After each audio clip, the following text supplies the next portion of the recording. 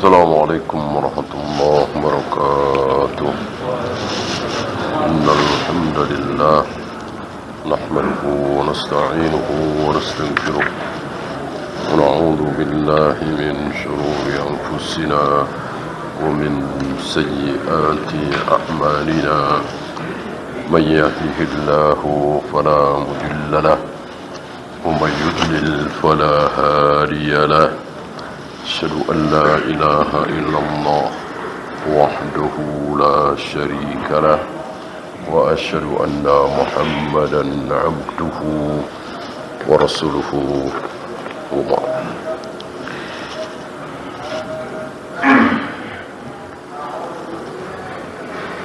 Tiga macam ilhad terhadap ayat syariah, terhadap ayat kauniyah sudah. Sekarang terhadap ayat syariah.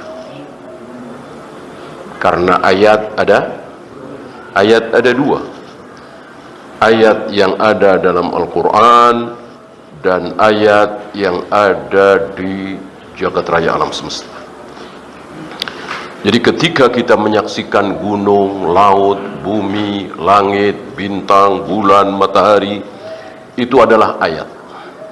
Itu adalah tanda betapa besarnya Allah, betapa berilmunya Allah, betapa Allah merencanakan dan rencana Allah tidak pernah meleset. Sedikit pun, sejengkal pun, sesenti pun. Jadi apa yang terjadi di jagat raya alam semesta ini semuanya adalah rencana Allah.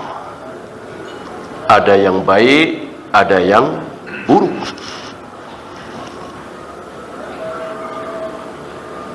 Iblis tidak mau sujud kepada Adam, tentu ini buruk. Abu Jahal, Abu Lahab tidak mau beriman, Fir'aun tidak mau percaya kepada Nabi Musa, jelas ini buruk. Apakah ini rencana Allah? Jelas. Berarti Allah merencanakan keburukan? Iya. Sebagaimana Allah menciptakan keburukan. Tetapi perbuatan Allah tidak ada yang buruk. Allah menciptakan keburukan, tapi perbuatan Allah tidak ada yang buruk. Seluruh perbuatan Allah adalah baik. Allah menciptakan iblis, menciptakan setan, menciptakan neraka, menciptakan khamar, menciptakan perzinahan, perjudian, menciptakan syirik, menciptakan bid'ah, bahkan tidak buruk. Yang buruk adalah ciptaannya. Kenapa? Hikmatun balighatun. Ada hikmah di balik itu. Yang kalau kita faham, alhamdulillah. Kalau tidak faham, nanti akan kita fahami saat kita sudah di surga insyaallah ta'ala. Sekarang banyak dari kita nggak faham kan? Kenapa sih Allah mesti menciptakan iblis, setan, neraka? Coba kalau setan, iblis nggak usah diciptakan, selesai. Neraka nggak usah dibikin, selesai. Seluruh manusia baik, seluruh manusia menyembah Allah, jadi malaikat semua, masuk surga semua, selesai, nggak ada masalah. Kenapa tidak begitu saja? Barangkali kita bertanya-tanya seperti itu. Dan jika Allah mau, bisa nggak seperti itu? Bisa nggak? Bisa sekali. Sangat bisa. Kenapa Allah tidak menghendaki seperti itu saja biar nggak ada masalah? Mungkin banyak dari kita yang tidak faham. Nanti akan kita fahami setelah sampai kita di sana. Begitu. Ternyata begitu. Termasuk ketidakfahaman kita dan seluruh manusia, bahkan termasuk Nabi SAW. Kenapa manusia sebaik Abu Thalib begitu berjasa besar terhadap Nabi sallallahu alaihi wasallam, melindungi Nabi, menolong Nabi, istilah kita pasang badan buat Nabi alaihi salatu wasallam. Allah takdirkan kekal di neraka selama-lamanya. Kita nggak paham. Insya Allah Rasulullah juga nggak paham. Kenapa? Salah apa Abu Thalib? Kok tidak diberi hidayah? Sementara Abu Sufyan yang musuh bebuyutan Nabi, yang cita-cita besarnya adalah membunuh Nabi SAW. 3 perang besar dipimpin oleh Abu Sufyan untuk membunuh Nabi alaihi salatu wassalam. Perang Badar, perang Uhud, perang Ahzab. Ini Abu Sufyan paling depan untuk membunuh Nabi SAW. Kan jahat banget. Tapi kenapa akhirnya masuk surga, diberi hidayah oleh Allah? Tentu kita nggak paham. Bahkan Nabi alaihi salatu wassalam juga nggak paham. Nah, nanti setelah sampai di sana baru kita akan paham. Karena betapa besarnya Allah, betapa kecilnya kita, betapa tingginya Allah, betapa rendahnya kita, betapa berilmunya Allah, betapa bodohnya kita. Maka tidak semua kebijakan Allah kita faham. Ya, nggak usah jauh-jauh dari tayamum, kemudian azan, qomat, ruku, sujud, melempar jumrah, mencium hajar aswad, kita nggak faham. Kenapa? Mesti ada begitu-begituan segala. Ya sudah, sami'na wa ata'na. Ya. Nah, adapun ilhad terhadap ayat-ayat Al-Quran, ayat-ayat syariah adalah bitakdzibiha au tahrifiha au mukhalafatiha. Ada berapa kemarin? Ada 3. Wa yakunul ilhadu fiha imma bitakdzibiha au tahrifiha au mukhalafatiha. Ilhad terhadap ayat-ayat Al-Quran bisa dengan takdzib, mendustakan. Sudah kita bahas kemarin contoh-contohnya. Kisah Ashabul Kahfi nggak benar, keliru itu, ini mendustakan. Terbelahnya bulan itu nggak benar, ini bagian dari mendustakan.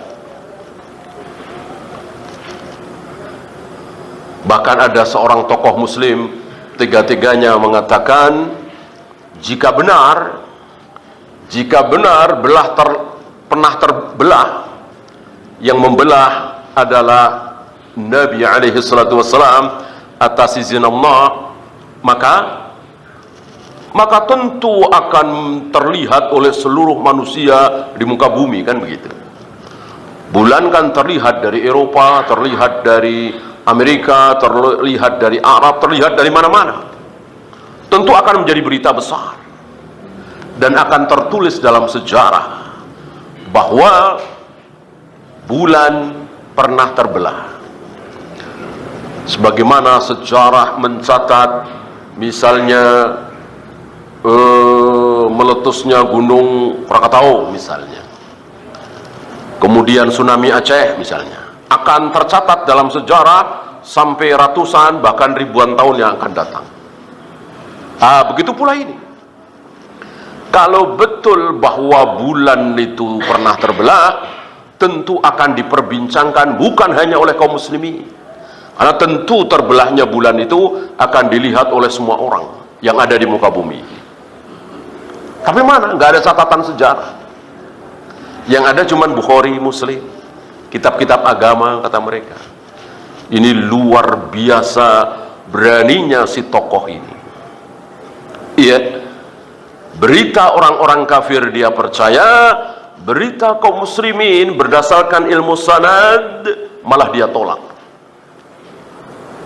Justru apa yang disampaikan oleh Bukhari, Muslim, Abu Daud dan lain-lain, ini merupakan berita yang harus digigit dengan gigi geram. Dia kira Bukhari itu asal-asalan, Imam Muslim itu asal-asalan dalam meriwayatkan hadis.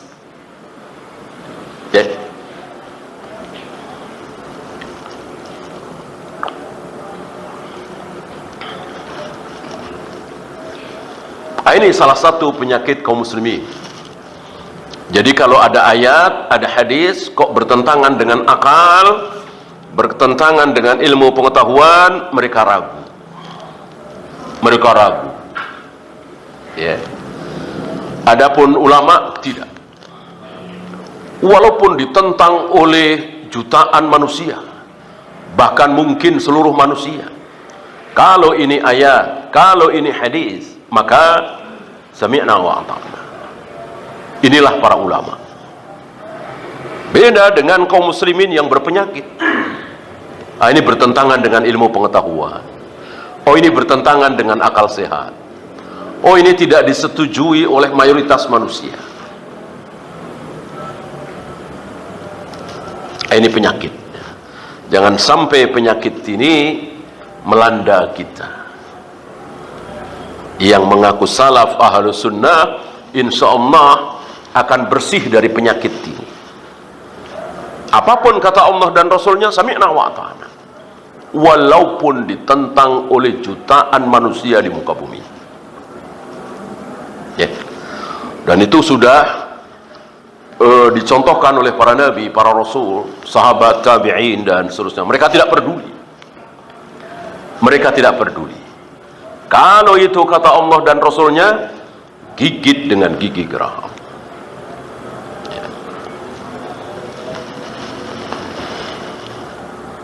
Wa amma tahrifu, adapun tahrif,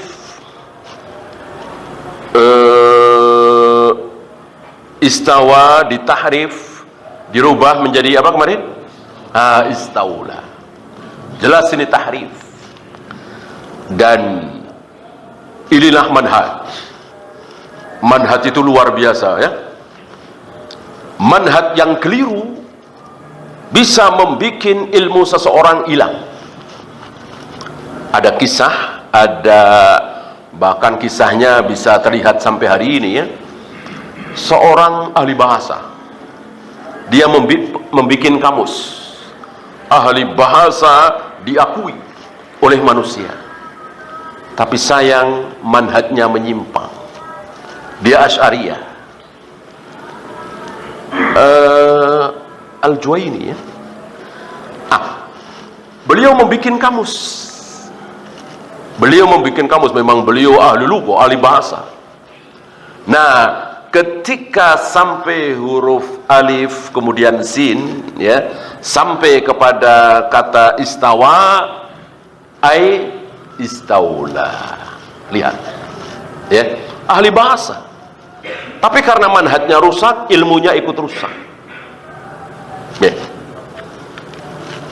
Yang tidak rusak, mereka tahu bahwa istaula itu betul menguasai. Tetapi apa? Masih ingat? Tetapi setelah mengalahkan. Jadi kalau cuman menguasai tidak disebut istaula. Istaula adalah menguasai setelah mengalahkan. Dulu kan ada kisah di negeri kita ini, siapa itu? Tunggul Ametung, barangkali itu tidak pernah dengar, ya. Dibunuh oleh Ken Arok. Nah, setelah itu dia berkuasa. Itu istaula seperti itu. Menguasai setelah mengalahkan, setelah membunuh. Gitu. Jadi kalau Ar-Rahmanu 'alal arsy istawa diartikan dengan istaula, berarti Allah menguasai arsy setelah Allah mengalahkan Tuhan yang tadinya menguasai arsy. Dikalahkan oleh Allah, dibunuh oleh Allah, lalu Allah menguasai arsy. Sebelumnya bukan Allah, dikalahkan dulu oleh Allah. Rusak apa tidak keyakinan ini? Ya tentu rusak. Berawal dari manhaj yang rusak. Istaula sekali lagi, menguasai setelah mengalahkan. Mana ada Tuhan lain selain Allah? Allah itu al-awwalu wal-akhiru, yang paling awal. Nggak mungkin ada siapapun kalau nggak ada Allah. Ini meyakini bahwa ada Tuhan lain selain Allah menguasai arsy. lalu Allah datang membunuh Tuhan itu lalu menguasai. Betapa batilnya, betapa kufurnya keyakinan ini. Itu diucapkan oleh seseorang yang ahli bahasa. Karena apa? Karena manhajnya rusak. Maka muncul kaidah dari sini, ketika orang manhajnya rusak, ilmunya ikut rusak.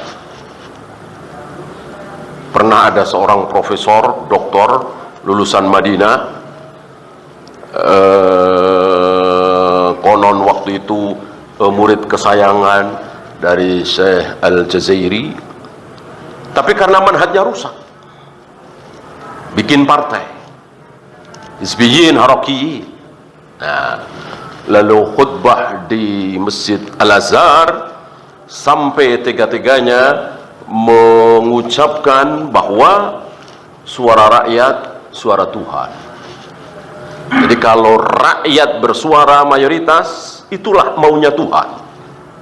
Luar biasa, rusak ilmunya.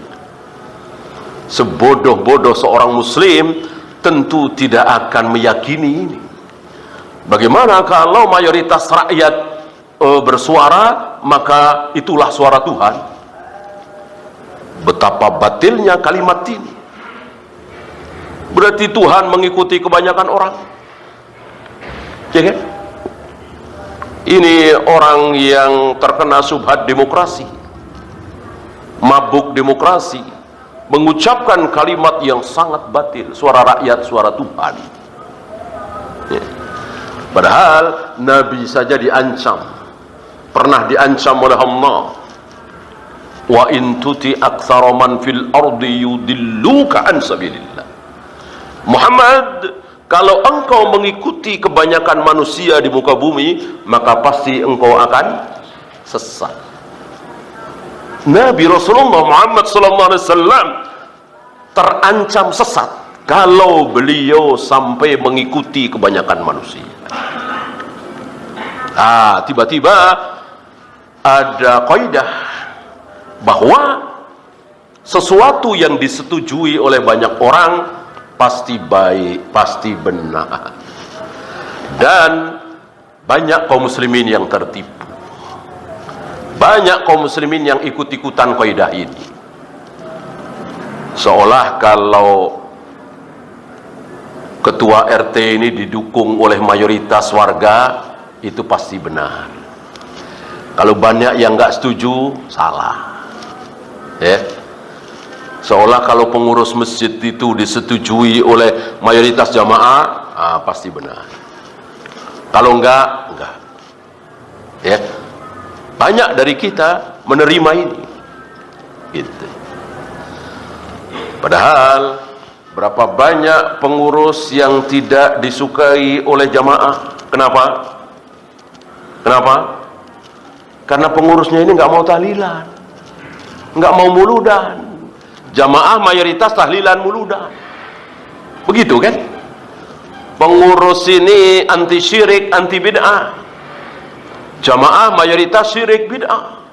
Tentu tidak disukai. Ini dia.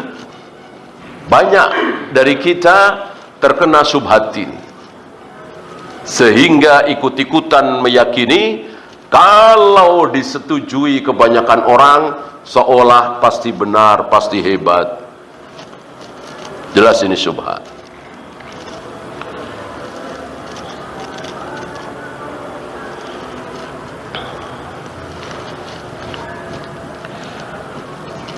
Kemudian yanzilu rabbuna ila sama'id dunya, ay yanzilu amruhu. Allah turun ke langit dunia setiap sepertiga malam. Yang dimaksud yang turun adalah perintah-perintah Allah, amar-amar Allah, rahmat Allah. Jelas ini tahrif. Tidak ada keterangan dari Nabi dan para sahabat bahwa yang turun adalah rahmatnya, perintah-perintahnya. Yang benar, yang turun betul-betul Allah, dengan cara dan kaifiyah yang hanya Allah saja yang tahu. Cukup bagi kita mengimani bahwa Allah betul-betul turun ke langit dunia setiap sepertiga malam. Caranya seperti apa bukan urusan kita, bukan pembahasan kita. Yang terakhir, wa amma mukhalafatuha, adapun menyelisihi, takdzib sudah, tahrif sudah, sekarang mukhalafah, menyelisihi, tidak mau taat. Ada dua. Menyelisihi ayat-ayat Al-Quran ada dua. Yang pertama, tarkul awamir, tidak melaksanakan perintah. Disuruh sholat, tidak sholat. Disuruh saum, tidak saum. Disuruh zakat, haji, nggak mau bayar zakat, nggak mau pergi haji padahal mampu. Ini mukhalafah, tidak melaksanakan perintah. Yang apa? Tentu yang wajib. Tentu yang wajib. Yang tidak wajib seperti sholat duha, puasa Senin Kamis dan seterusnya belum disebut mukhalafah dan tidak tercela. Insyaallah antum masih ingat dengan orang yang baru saja masuk Islam baca syahadat. Setelah aku baca syahadat ya Rasul, apa yang harus aku lakukan? Nabi menjawab, sholat 5 waktu. Sholat 5 waktu. Hanya 5 waktu ya Rasul, tidak lebih? Iya, hanya 5 waktu, tidak lebih. Illa anta tatawwa' syai'an. Kecuali kalau engkau mau menambah yang sunat-sunat. Qabliyah, ba'diyah, tahajud, witir, tahiyatul masjid dan seterusnya. Kalau mau, ya. Orang ini mengatakan, saya nggak mau. Saya yang mau yang wajib-wajib saja, yang 5 waktu. Setelah sholat 5 waktu, apalagi ya Rasul? Nabi menjawab, puasa Ramadan. Berapa? Sebulan dalam setahun. Sebulan dalam setahun. Hanya itu ya Rasul? Ya, hanya itu. Illa an tatawwa'a syai'an, kecuali kalau engkau mau menambah yang sunat-sunat. Senin Kamis misalnya, 3 hari tiap bulan misalnya, 6 hari di bulan Syawal misalnya, Asyura, Tasu'a, Arafah, atau memperbanyak puasa di bulan Sya'ban. Orang ini menjawab, aku tidak mau. Aku hanya mau yang wajib saja. Kemudian zakat, kemudian haji. Kemudian orang ini pergi. Ya. Setelah orang ini pergi, Nabi mencela orang ini apa? Memuji. Memuji. Qad aflaha in sadaqa wa fi riwayatin dakhalal jannah. Kalau benar apa yang dia ucapkan, beruntung dia. Kalau benar apa yang dia ucapkan, masuk surga. Dari sini keluar hukum bahwa orang yang tidak mau melaksanakan ibadah yang sunat tidak tercela. Maka kita pun tidak boleh mencela. Ketika ikhwan kita, saudara kita tidak melakukan yang sunat-sunat, dan tidak boleh ditanya, ya, tidak boleh ditanya, kenapa enggak sholat duha, kenapa enggak i'tikaf, kenapa enggak puasa Senin Kamis, ya, orang-orang pada puasa semua dan sebagainya. Tidak boleh, karena memang tidak tercela, ya. Kecuali dia tidak tahu, ya kita kasih tahu. Kalau mau silahkan. Ya.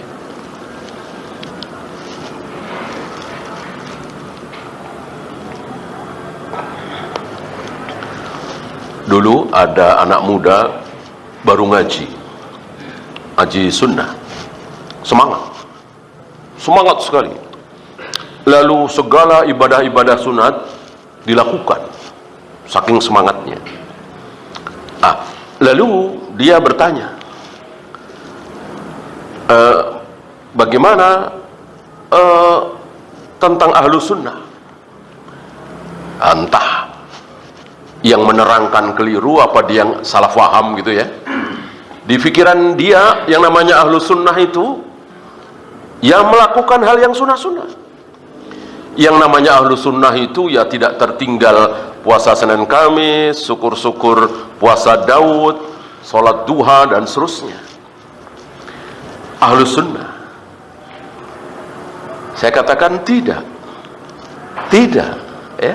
Ketika dia tidak melakukan itu semua, tetap ahlus sunnah. Dia bilang apa? Itu mah ahlul wajib. Gitu. Bukan ahlus sunnah, ahlu wajib. Gitu. Karena nggak mau melaksanakan yang sunnah-sunnah. Dia bilang ahlu wajib, baru dengerin ada ahlu wajib. Ya. Dia pikir sunnah itu sekedar dilakukan berpahala, ditinggalkan tidak berdosa. Padahal sunnah yang dimaksud adalah apa? Sunnah yang dimaksud adalah tidak apa? Sunnah yang dimaksud adalah tidak bid'ah. Ketika tidak bid'ah, tidak tahlilan, tidak muludan, tidak mau mengamalkan salawat nariyah, dan dia tahu bahwa itu semua adalah bid'ah, itulah ahlus sunnah. Jadi hanya melakukan yang sunnah. Salat 5 waktu sunnah apa tidak? Jelas sunnah. Kalau antum bilang nggak sunnah, berarti bid'ah. Salat 5 waktu sunnah. Puasa Ramadan sunnah. Zakat haji sunnah. Salat duha sunnah. Salat tahajud sunnah. Salat rawatib sunnah. Salat nisfu Sa'ban, nah ini baru bid'ah. Tidak sunnah. Itu sunnah yang dikehendaki oleh Rasulullah, para sahabat. Alaikum bisunnati wa sunnatil khulafa'ir rasyidin al-mahdiyyin. Itu yang dimaksud. Menggigit sunnah Nabi dengan gigi geram, bukan tidak meninggalkan sholat duha, tidak meninggalkan sholat tahajud, tidak meninggalkan puasa Senin Kamis. Bukan. Tapi yang dimaksud adalah tidak melakukan bid'ah. Maka gigitlah sunnah-sunnahku dan sunnah para sahabatku. Karena beliau dan para sahabat nggak ada yang tahlilan, nggak ada yang muludan, nggak ada yang manakiban, salawat nariyah dan seterusnya. Semuanya sunnah semua. Nggak ada bid'ah dilakukan oleh Rasul dan para sahabat.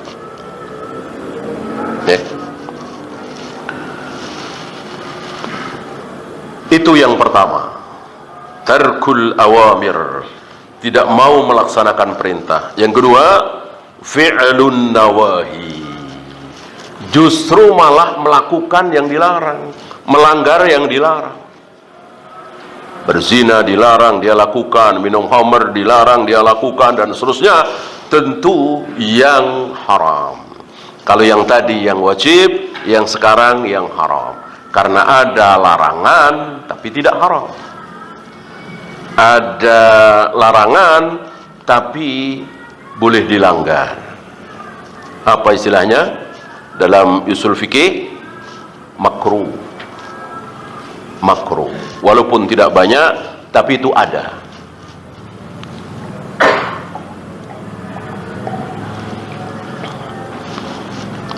Yang jadi masalah, banyak saudara-saudara kita hari ini menganggap itu makruh saja, padahal haram. Kalau betul-betul makruh, ya nggak masalah. Ya, artinya ditinggalkan lebih bagus. Tapi kalau terpaksa dilakukan, tidak berdosa. Yang jadi masalah sekali lagi, banyak hal-hal yang haram mereka anggap makruh saja.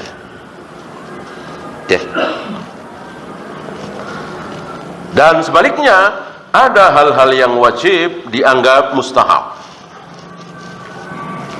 Apa yang paling besar di negeri kita ini? Mereka menganggap mustahab, baik sunnah muakkadah dan seterusnya. Nggak ada atau jarang sekali yang mengatakan wajib. Padahal wajib. Apa?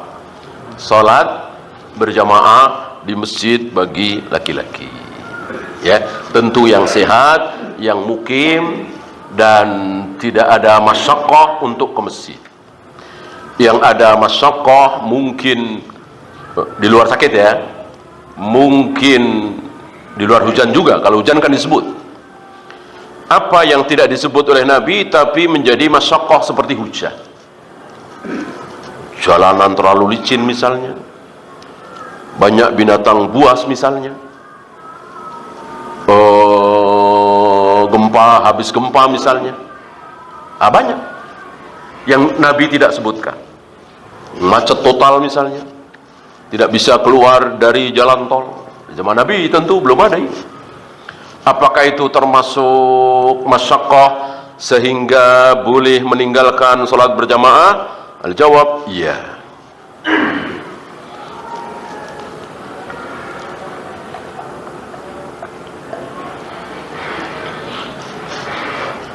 Hal-hal seperti ini harus kita pahami. Jangan sampai kita masuk ke dalam perangkap madhab Dzahiriyah. Madhab Dzahiriyah tidak kenal, madhab Dzahiriyah tidak kenal qiyas sedikit pun. Maka bagi orang-orang Dzahiriyah, gempa bumi, gunung meletus, apalagi macet total di jalan tol, tidak menghalangi kewajiban sholat berjamaah. Karena yang menghalangi, yang disebut oleh Nabi, cuman safar, hujan, sakit. Nabi nggak nyebut macet, gunung meletus, gempa, dan seterusnya.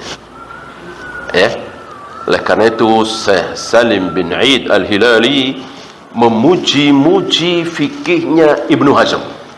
Luar biasa, tinjuan fikihnya, memang beliau ahli fikih.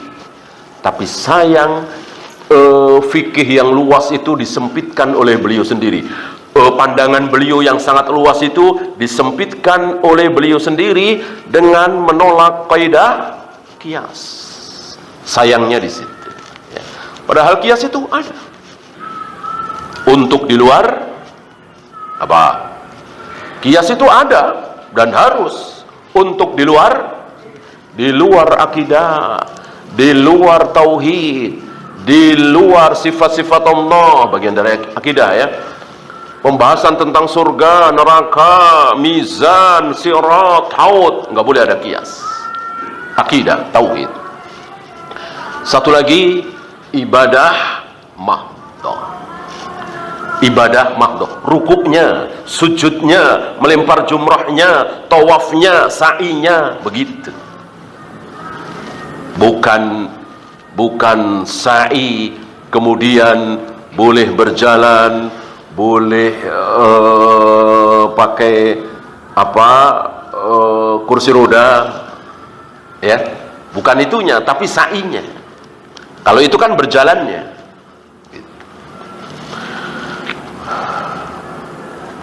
Menuju ke Mekahnya boleh pakai kias. Adapun yang tidak boleh pakai kiasnya adalah melempar jumrahnya, mencium hajar aswadnya, tawaf sa'inya. Adapun menuju ke Ka'bah boleh pakai kias. Kalau Nabi supaya cepat naik kuda, maka hari ini kita boleh pakai kereta, pakai mobil, pakai pesawat, dan seterusnya. Ya. Dan para ulama banyak mengkritik beliau dengan kritikan yang apa istilahnya, yang pedas lah ya. Apa misalnya? Ketika seorang ayah menawari putrinya yang masih gadis, "Neng, ayah nikahkan kamu sama si fulan, mau apa enggak?" Si putrinya ini, nengnya ini menjawab, "Ya, mau ayah." Maka enggak boleh dinikahkan. Gitu. Ini menurut madhab Dzahiriyah. Ini kritikan ya. Saya tidak tahu apakah Daud Adz-Dzahiri dan Ibnu Hazm berpendapat seperti ini, tapi ya itu otomatis lawazimnya seperti itu ya, karena tidak kenal kaidah qiyas. Apapun sabda Nabi harus kita fahami apa adanya ya. Kalau masalah sifat Allah, iya jelas. Apa sabda Nabi alaihi salatu wassalam? Tanda setuju seorang gadis ketika engkau tawari untuk nikah dengan seorang laki-laki, gadis itu setuju dengan cara dia. Kalau janda dengan berucap, ya ayah mau, harus ada jawaban mau, gitu. Kalau gadis dia berarti mau. Nah, ini ada gadis ditawari kok nggak diam, tapi mau, ya. Maka ditolak. Habis nggak diem sih. Ini kan nggak waras, ya. Istilah kasarnya nggak waras ini.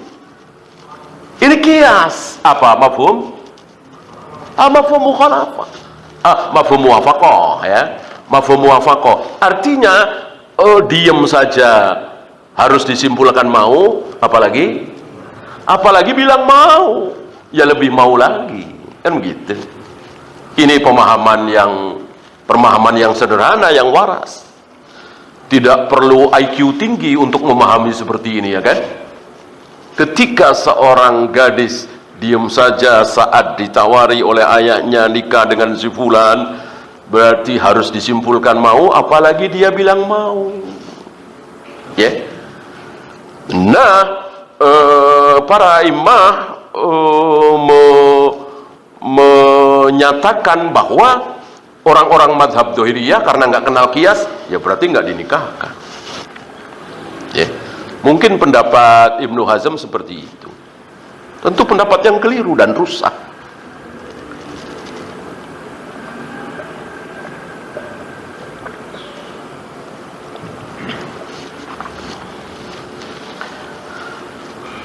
Wa qala Allah Ta'ala fil Masjidil Haram. Beliau membawakan contoh di sini. Saat beliau berbicara, ketika Allah berbicara tentang Masjidil Haram. Wa may yurid fihi bil ilhad. Barang siapa yang menghendaki ilhad fihi, hinya kembali ke Masjidil Haram. Barang siapa yang melakukan ilhad terhadap Masjidil Haram bidulmin, dengan kedoliman, ilhad pasti dolim, ya. Nudzikhu min adabin alim, pasti akan kami timpakan azab yang pedih. Ini ancaman Allah terhadap siapapun yang ingin merusak kehormatan Masjidil Haram. Dan sudah terjadi. Apa yang Allah firmankan ini sudah terjadi. Barangkali antum masih ingat 1974, kalau tidak salah, habis mereka. Imamnya sempat ditembak, kan? Beberapa kaum muslimin meninggal. Dan sebelumnya ada. Intinya belum pernah ada yang berhasil. Ketika ada orang atau sekelompok yang ingin merusak kehormatan Masjidil Haram, insya Allah termasuk Masjid Nabawi, ya. Masjid-masjid lain mungkin, masjid-masjid yang lain tidak ada jaminan. Adapun Masjidil Haram dijamin oleh Allah, ya. Oleh karena itu, ketika kelak sudah tidak ada kaum muslimin, ya tentu nggak ada pembelaan, ya, nggak ada kaum muslimin, maka Madinah dan Mekah dipenuhi oleh binatang buas, sehingga orang-orang kafir nggak tertarik untuk masuk ke dua kota suci, Mekah dan Madinah, sehingga aman dari orang-orang kafir. Rupanya Allah lebih memilih binatang-binatang itu daripada orang kafir. Mekah dan Madinah diinjak-injak oleh para binatang, Allah rela.